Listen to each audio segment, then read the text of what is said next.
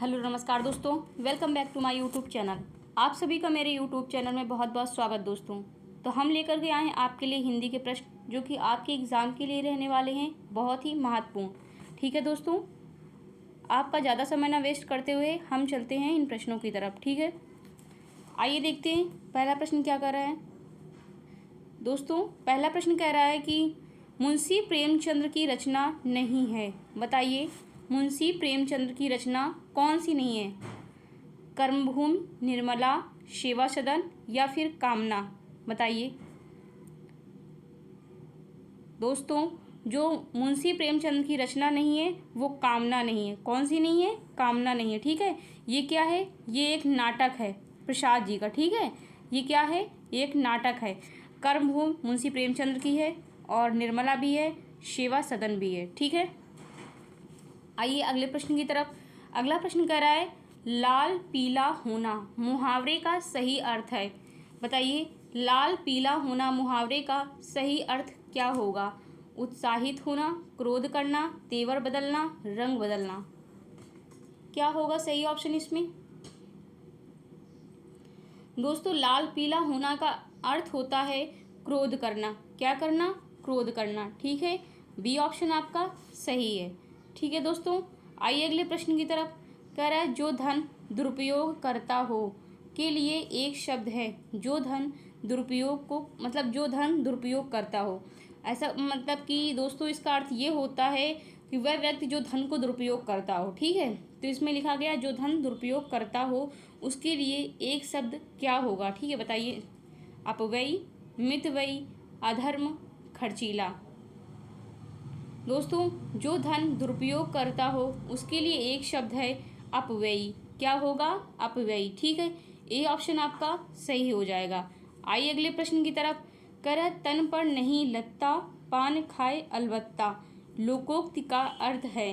बताइए तन पर नहीं लगता, पान खाए अलबत्ता, इस लोकोक्ति का अर्थ क्या होगा? बहुत गरीब होना, झूठा दिखावा करना, एक साथ दो लाभ होना, इनमें से कोई नहीं। बताइए दोस्तों, इसका सही जो अर्थ होगा दोस्तों, सही लोकोक्ति जो है वो झूठा दिखावा करना। ठीक है, झूठा दिखावा करना। बी ऑप्शन आपका सही हो जाएगा। ठीक है दोस्तों, आइए अगले प्रश्न की तरफ। करा आंख उठाकर ना देखना मुहावरे का अर्थ है। बताइए आंख उठाकर ना देखना मुहावरे का सही अर्थ क्या होगा? बुद्धि से काम ना लेना, महामूर्ख होना, शरीफ होना या फिर अंधा होना। दोस्तों आंख उठाकर ना देखना मुहावरे का जो अर्थ है वो है शरीफ होना। क्या है? शरीफ होना। ठीक है, सी ऑप्शन आपका करेक्ट हो जाएगा। ठीक है दोस्तों, आइए अगले प्रश्न की तरफ।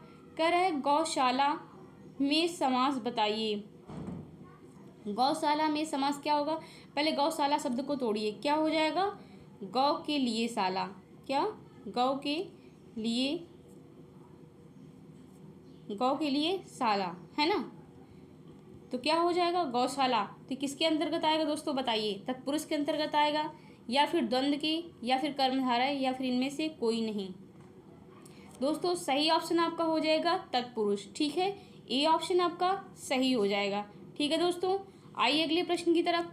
कर है गगन चुंबी शब्द में समास बताइए। इसमें भी आपको समास ही बताना है। इस शब्द को भी तोड़िए दोस्तों, क्या होगा? गगन को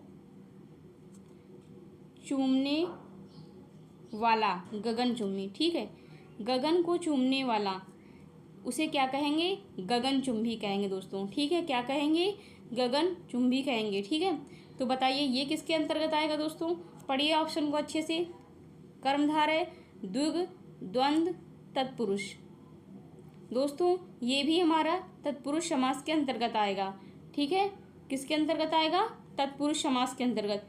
डी ऑप्शन आपका करेक्ट हो जाएगा। ठीक है, आइए अगले प्रश्न की तरफ। कर है कमल नयन शब्द में समास बताइए।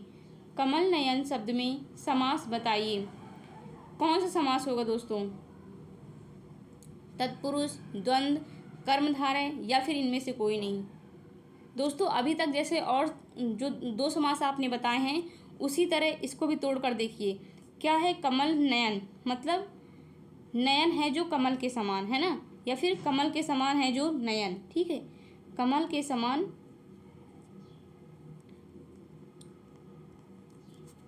कमल के समान है जो क्या, नयन, ठीक है। तो कमल के समान है जो नयन, यहाँ पे दोस्तों तुलना की गई है। जब किसी चीज़ की तुलना की जाती है तो वो समास वो जो होते हैं वाक्य किस समास के अंतर्गत आते हैं बताइए। वो आएंगे दोस्तों समास हमारे कर्मधारय के अंतर्गत। किसके अंतर्गत, कर्मधारय समास के अंतर्गत। तो ये कमल नयन हमारा कौन समास हो जाएगा, कर्मधारय, ठीक है। सी ऑप्शन आपका करेक्ट हो जाएगा। आइए अगले प्रश्न की तरफ। कह रहा है स्टेशन, स्टेशन किस भाषा का शब्द है बताइए। स्टेशन किस भाषा का शब्द है, पुर्तगाली, फ्रेंच, डच या फिर अंग्रेजी। बताइए दोस्तों सही ऑप्शन इसमें कौन सा होगा। स्टेशन जो हमारा है वो अंग्रेजी भाषा का शब्द है। किसका है, अंग्रेजी भाषा का, ठीक है। डी ऑप्शन आपका करेक्ट हो जाएगा। आइए अगले प्रश्न की तरफ। कह रहा है पंडिताई किस प्रत्यय का प्रयोग है, मतलब पंडिताई शब्द में किस प्रत्यय का प्रयोग है दोस्तों, आई का या फिर ताई, ई या फिर आ। बताइए दोस्तों कौन सा प्रत्यय होगा पंडिताई में। सही ऑप्शन बताइए दोस्तों कमेंट बॉक्स में। सही ऑप्शन हो जाएगा आई। क्या हो जाएगा, आई। ए ऑप्शन आपका करेक्ट हो जाएगा, ठीक है दोस्तों। ए ऑप्शन पंडिताई में कौन सा प्रत्यय है, आई प्रत्यय है, ठीक है। आइए अगले प्रश्न की तरफ। कर लकड़हारा शब्द में प्रत्यय है, लकड़हारा शब्द में प्रत्यय है हरा, हारा, आरा या फिर रा। लकड़हारा में जो प्रत्यय है वो हारा प्रत्यय है। कौन सा प्रत्यय है, हारा, ठीक है। बी ऑप्शन आपका करेक्ट हो जाएगा। ज्योतिर्मय, देखिए 12 नंबर प्रश्न देखिए क्या कह रहा है। 12 नंबर प्रश्न में आपका विलोम शब्द पूछा गया है दोस्तों। बताइए ज्योतिर्मय शब्द का विलोम हो जाएगा, क्या होगा बताइए। ज्योतिर्मय शब्द का विलोम है, क्या है बताइए दोस्तों। चारों ऑप्शन बहुत ही अच्छे से पढ़िएगा फिर बताना। ए ऑप्शन कह रहा है प्रकाशमय, तमोमय, विभावरी या फिर निशा। बताइए ज्योतिर्मय शब्द का जो विलोम है दोस्तों वो क्या हो जाएगा, तमोमय। तमोमय आपका सही ऑप्शन हो जाएगा, ठीक है। बी ऑप्शन आपका करेक्ट है, ठीक है दोस्तों। आइए अगले प्रश्न की तरफ। अगला प्रश्न कह रहा है तृष्णा का विलोम। देखिए कह रहा है तृष्णा, क्या कह रहा है 13 नंबर प्रश्न में, तृष्णा का विलोम बताइए। तृष्णा का विलोम क्या होगा दोस्तों, तृष्णा का बताइए। वितृष्णा, त्याग, संतोष या फिर अनिष्ट। दोस्तों तृष्णा का जो विलोम है वो वितृष्णा हो जाएगा, क्या हो जाएगा, वितृष्णा। ए ऑप्शन आपका करेक्ट हो जाएगा, ठीक है। आइए अगले प्रश्न की तरफ। अगला प्रश्न हमारा कह रहा है तेजस्वी का विलोम बताइए, क्या हो जाएगा, तेजस्वी का विलोम बताइए। कुरूप, ज्योतिर्मय, निस्तेज या फिर मेधावी। बताइए दोस्तों फटाफट इसका सही आंसर क्या होगा, आप लोग बताइए कमेंट बॉक्स में। तेजस्वी का विलोम बताना है, बताइए कौन सा सही ऑप्शन है दोस्तों। तेजस्वी का जो विलोम है वो हमारा निस्तेज हो जाएगा, क्या हो जाएगा, निस्तेज, ठीक है। सी ऑप्शन आपका करेक्ट हो जाएगा, ठीक है दोस्तों। चलते हैं ज्योतिर्मय को तो आप लोग जानते हैं, अभी जस्ट आगे बताया तमोमय हो जाएगा, क्या हो जाएगा, तमोमय, ठीक है। आइए अगले प्रश्न की तरफ। अगला प्रश्न हमारा कह रहा है, देखिए 15 नंबर प्रश्न बहुत ही अच्छे से पढ़िएगा दोस्तों। कह रहा है तुलनात्मक विशेषण की हिंदी में कितनी अवस्थाएं होती हैं। हम लोग जब एक दूसरे की तुलना करते हैं किसी से तो वही तुलना की अवस्था पूछ रहा है कि तुलनात्मक विशेषण की हिंदी में कितनी अवस्थाएं होती हैं। बताइए 2, 3, 4 या फिर केवल 1। बताइए ये सही नहीं है दोस्तों, जो हमने गोला लगा दिया जो आप लोग समझ जाए कि सही है। बताइए दोस्तों इसमें सही ऑप्शन क्या होगा। तुलनात्मक विशेषण की हिंदी में कितनी अवस्थाएं हैं, 2, 3, 4 या फिर केवल 1। तो इसमें सही ऑप्शन जो आपका होगा दोस्तों वो बी नंबर हो जाएगा। कितनी होती हैं, 3, ठीक है। बी ऑप्शन आपका करेक्ट हो जाएगा, ठीक है दोस्तों। 3 अवस्थाएं होती हैं, कौन कौन सी होती हैं दोस्तों बताइए। पहली कौन सी अवस्था होगी? पहली अवस्था आप लोग हमें बताइए। पहली अवस्था हमारी जो होती है वो होती है मूलावस्था। क्या होती है? मूलावस्था, ठीक है। और दूसरी कौन सी हो जाएगी दोस्तों? दूसरी बताइए। दूसरी हमारी हो जाएगी उत्तरावस्था। कौन सी? उत्तरावस्था, ठीक है। लिखिए आप लोग, नोट्स करिए।